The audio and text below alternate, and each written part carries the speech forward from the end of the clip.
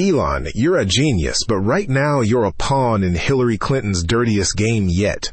President Donald Trump's voice was low, cutting through the tension in the room like a razor. She's not just playing you, she's playing the entire country for a fool, and she thinks you're her key to winning. The day began not with a bang, but with a whisper.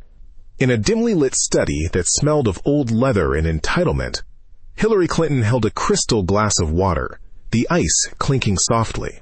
It was the only sound in the room besides her voice, smooth and confident, as she spoke into the encrypted phone.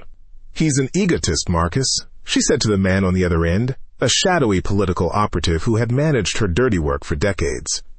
"Elon is brilliant, yes, but his pride is his weakness. And Trump is a sledgehammer. He sees a threat, he swings, he's utterly predictable." Marcus's voice was a gravelly rasp. "The package has been delivered to Musk's inner circle. It looks like a legitimate leak from a source inside the National Security Council." "And does it look damning?" Hillary asked, a faint smile playing on her lips. "It looks like the end of his world," Marcus confirmed. "A draft of a new executive order. A Patriot Act 2.0, they'll call it. It gives the president the authority to nationalize critical tech infrastructure in the event of a national emergency. SpaceX, Starlink, Tesla, it's all in there. It's a complete fabrication, of course, but it's a beautiful one." Hillary took a slow sip of water. "Perfect. Musk will see Trump as a socialist tyrant coming to steal his kingdom. He'll unleash his army of lawyers and his social media empire. Trump will retaliate with brute force.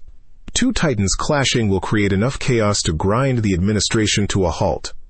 By the time the dust settles, everyone will have forgotten who started the fire. They will only remember the flames." She ended the call and stared out the window at the manicured lawn. It was a flawless plan, built on the arrogance of two powerful men.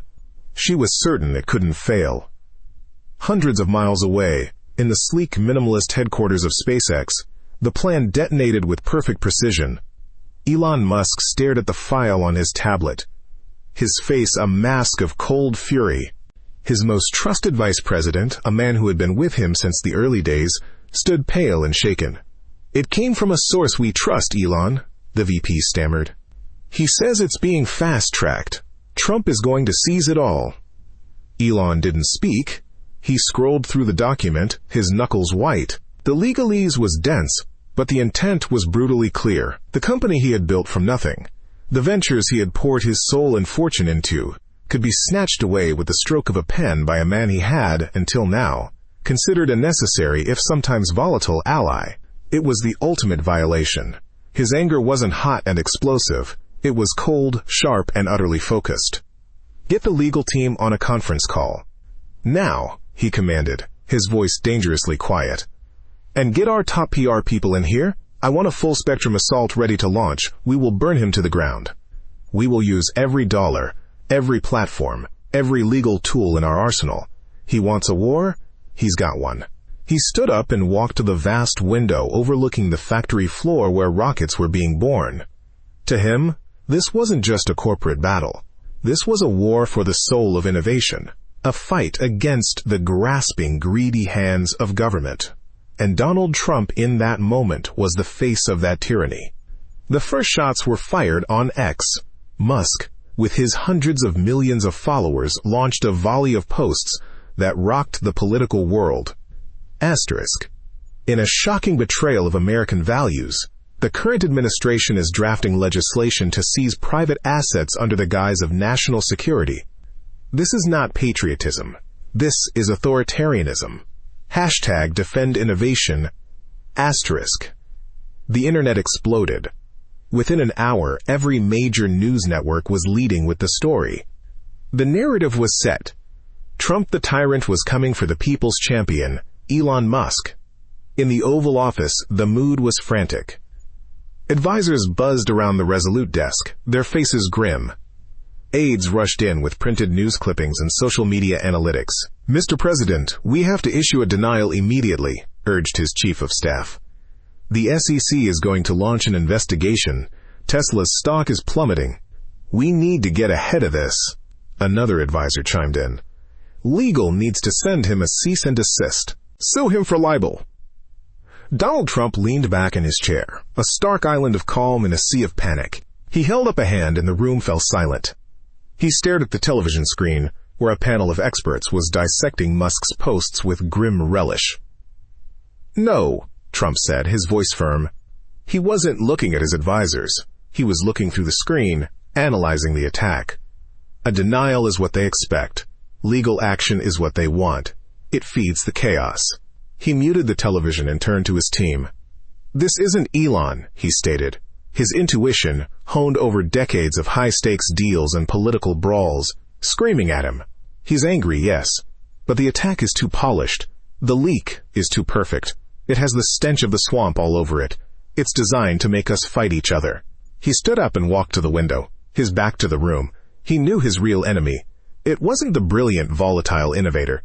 It was the shadowy establishment that saw them both as threats to their grip on power. "Cancel my afternoon," he said, turning back to his stunned chief of staff. "Get me Elon Musk. Not on the phone. I want to see him. Face to face. Here. Tonight." "But, sir, he's just accused you of being a dictator." "Exactly," Trump said, a determined glint in his eye. "Which is why he'll come. His ego won't let him refuse a direct challenge. And I'm going to show him who his real enemy is." That evening, a black Tesla pulled up to a private entrance of the White House. Elon Musk stepped out, his expression a mixture of anger and defiance. He was escorted not to the Oval Office but to the map room, a place of quiet, historic gravity. Donald Trump was waiting for him, standing alone. There were no aides, no lawyers. Just two men who had shaped the modern world, now on a collision course. "Mr. President," Musk began, his voice dripping with ice. "You wanted a meeting. Here I am. Do you plan on serving me with the seizure papers in person?" Trump didn't rise to the bait. He simply gestured to a chair. "Elon, sit down. Please. You're angry. I would be too. You've been lied to." "Lied to?" Musk scoffed, though he remained standing. "I saw the documents, Donald. I saw the executive order. Are you going to tell me it's not real?" "I'm going to tell you it's a forgery," Trump said calmly. "And a damn good one. So good it could only have been created by people who have been doing this for a very long time." He walked to a small table and picked up a file. It was thin, unassuming. "You're a man of data, Elon, so let's look at the data." He opened the file. "My team did a deep dive, not on the document, but on the digital container it was delivered in. The metadata. Look." He handed a page to Musk. "The server it originated from. A private, encrypted server based in Estonia. Untraceable, mostly. Except for one thing. That server is leased by a data firm. A very expensive one." Musk took the page, his curiosity beginning to outweigh his anger. Trump continued, his voice steady and strong. "This data firm has a very exclusive client list.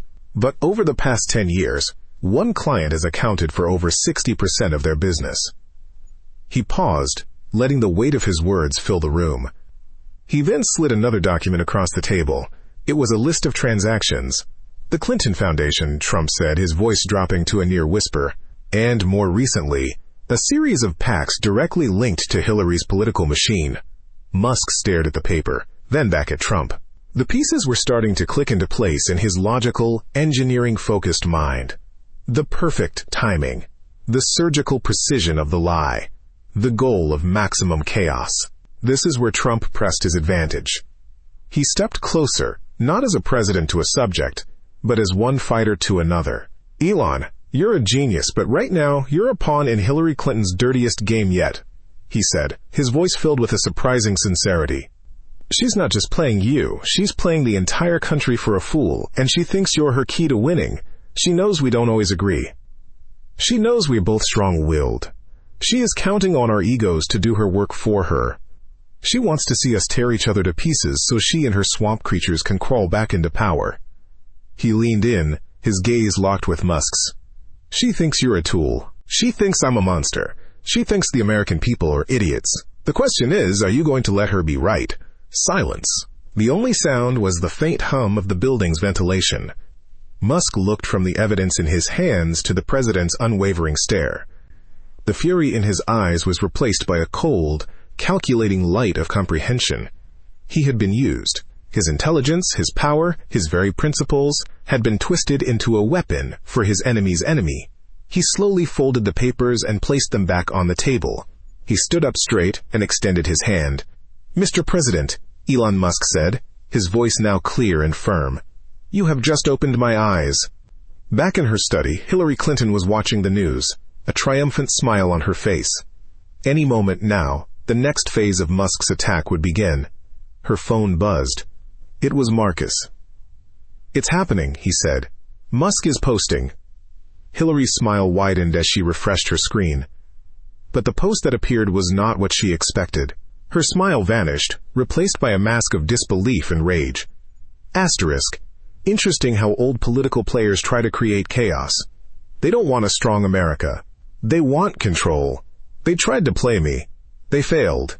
The real patriots know who the real enemy is. Asterisk. The post was a digital thunderclap. It didn't name her, but it didn't have to.